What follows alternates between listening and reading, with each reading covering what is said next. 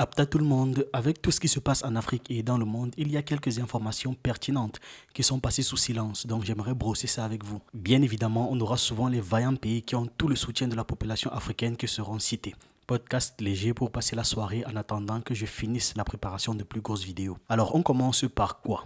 Le Burkina Faso neutralise plus de 400 terroristes à Djibo. Pendant une contre-offensive menée le dimanche 26 novembre par les forces armées burkinabées, offensive menée contre environ 3000 terroristes qui avaient attaqué le camp militaire de Djibo dans la province du Soum. Dans les 3000 terroristes, plus de 400 ont été neutralisés. Selon les informations diffusées par la radio-télévision du Burkina, une colonne composée de près de 3000 terroristes a lancé des attaques massives sur la ville de Djibo, notamment contre le camp militaire. Le bilan provisoire indiqué par la télévision publique citant l'armée mentionne la neutralisation d'au moins 400 terroristes en réponse à cette attaque. Les forces combattantes de l'armée face à l'ennemi a eu une résistance farouche et ce pendant plusieurs heures. Évidemment, on ne peut pas dire le nombre de victimes qu'il y a eu dans le camp militaire, sinon ce serait donner de la force à ces terroristes-là. Vu qu'ils verront leurs actions, ils verront qu'ils ont semé la terreur. Mais il y a forcément eu des victimes. Nous leur rendons hommage. La télévision publique a noté que l'action coordonnée des troupes au sol et des vecteurs aériens a infligé une défaite sévère aux criminels. Ils ont également souligné que le bilan du côté des terroristes pourrait s'aggraver, car le nombre d'assaillants tués pendant leur fuite à travers la brousse et les pistes était encore en cours de compilation. On parle là de personnes qui sont arrivées dans l'après-midi du dimanche 26 novembre et qui ont commencé à tirer dans les quartiers et dans le camp militaire. Ils méritent ce qui leur est arrivé.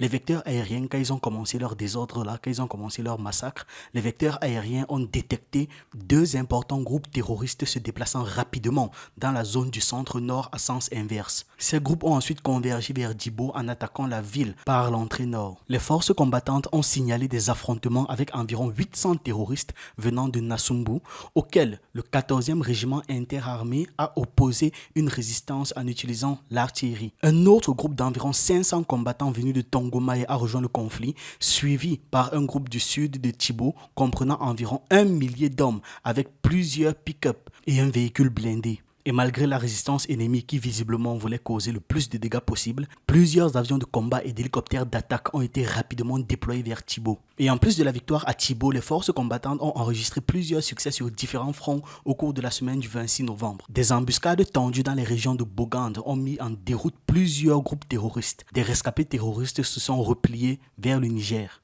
Et dans la semaine du 27 novembre, des opérations aériennes et terrestres menées dans la province du Koulpelogo ont permis de neutraliser une soixantaine de terroristes affiliés au groupe dit du soutien à l'islam et aux musulmans GSIM, parmi lesquels une dizaine de chefs importants ont été attrapés. Voici leurs noms qui s'affichent juste là.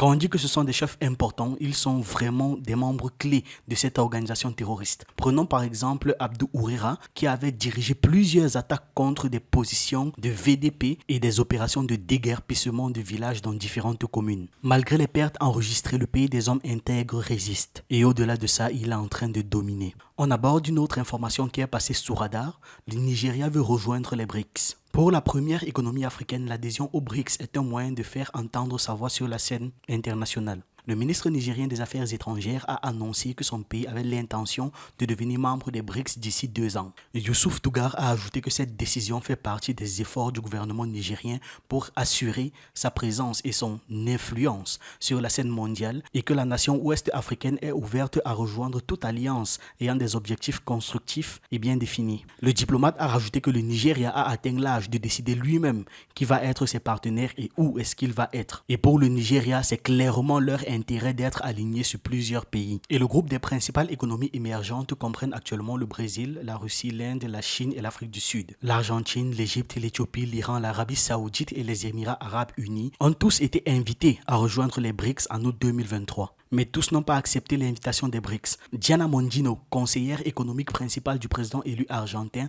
a annoncé que le pays n'avait pas l'intention de rejoindre les BRICS. Donc l'Argentine ne sera pas dans les BRICS, pour l'instant du moins. Mondino a déclaré à Sputnik Brésil qu'il n'est pas clair comment l'Argentine bénéficierait de son adhésion au groupe, mais que le gouvernement analysera ses avantages potentiels. De l'autre côté, le Nigeria, qui fait également pression pour pouvoir rejoindre le G20, estime que faire partie des BRICS lui offrirait un levier économique et politique plus important encore. Donc en gros, ça ne le dérange pas du tout de jouer sur les deux tableaux. Il dit ceci: nous devons appartenir à des groupes comme les BRICS, comme le G20 et tous les autres. Car s'il existe un certain critère, par exemple, que les pays les plus grands en termes de population et d'économie devraient en faire partie, alors pourquoi le Nigeria n'en fait-il pas partie? Je ne sais pas, mais peut-être parce que les deux groupes ne s'entendent pas trop, mais soit.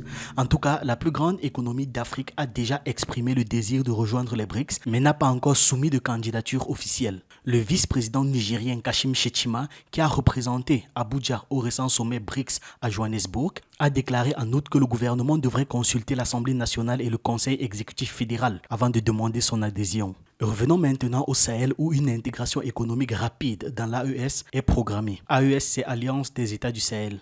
Bien, les États du Sahel composés du Mali, du Burkina Faso et du Niger ont unanimement décidé à Bamako d'accélérer leur processus d'intégration économique au sein de l'Alliance des États du Sahel. La charte fondatrice de l'AES a été signée le 16 septembre 2023 à Bamako, énonçant comme objectif principal de travailler ensemble pour assurer la sécurité, promouvoir l'indépendance économique et préserver l'intégrité de l'espace Liptako-Gourma.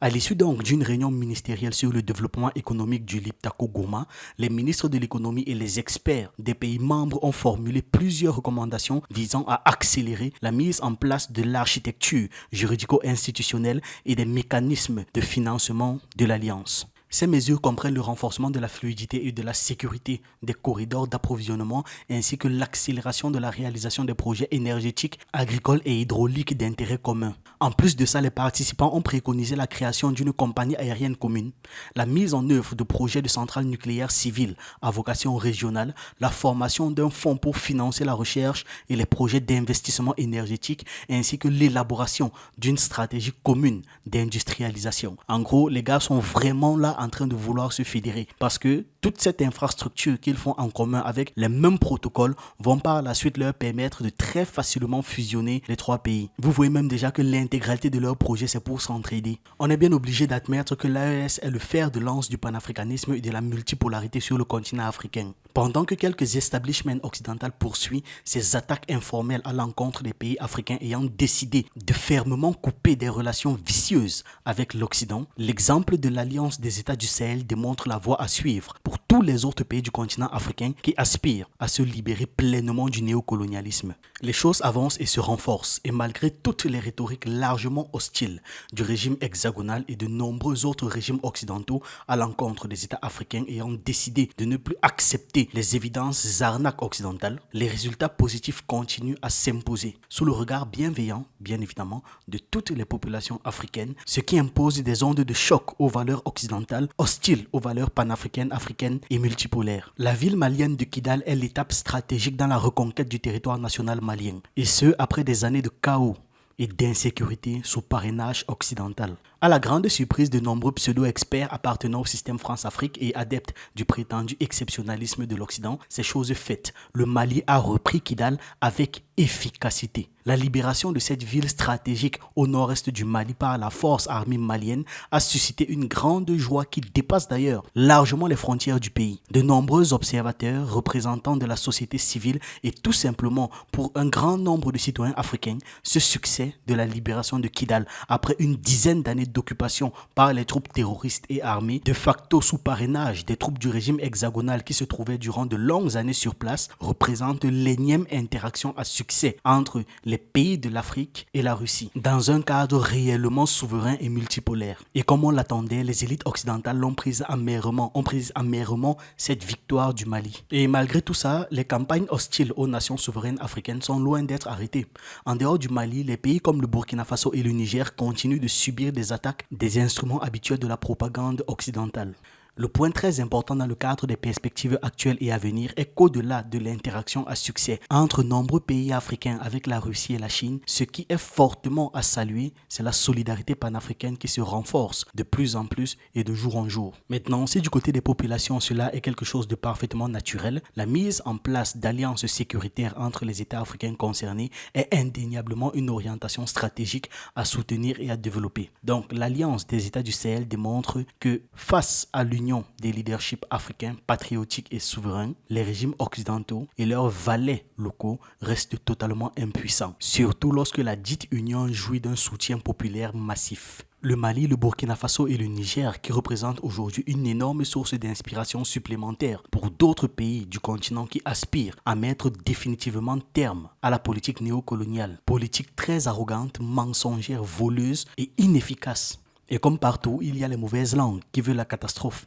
qui commencent à prédire comment tout va s'effondrer, comme ils ont prédit aussi que ça allait s'effondrer autre part dans le monde et rien n'a été. Merci aux pays concernés suite à leur choix stratégique d'avoir montré à l'Occident la porte de sortie. Les événements en cours démontrent au contraire toute la justesse des voix courageuses des leaderships et des populations de ces trois pays. Une autre chose également certaine, le rejet de la politique et des régimes occidentaux à l'échelle africaine et mondiale continuera à monter en puissance, avec tout ce que cela implique. L'alliance des États du Sahel sera forte, possiblement la première étape d'une grande alliance continentale promotrice des valeurs panafricaines dans un cadre multipolaire, qu'une évidente minorité ne sera en mesure de stopper. Alors c'était tout pour cette vidéo, dites-moi ce que vous en pensez et on se retrouve une prochaine fois.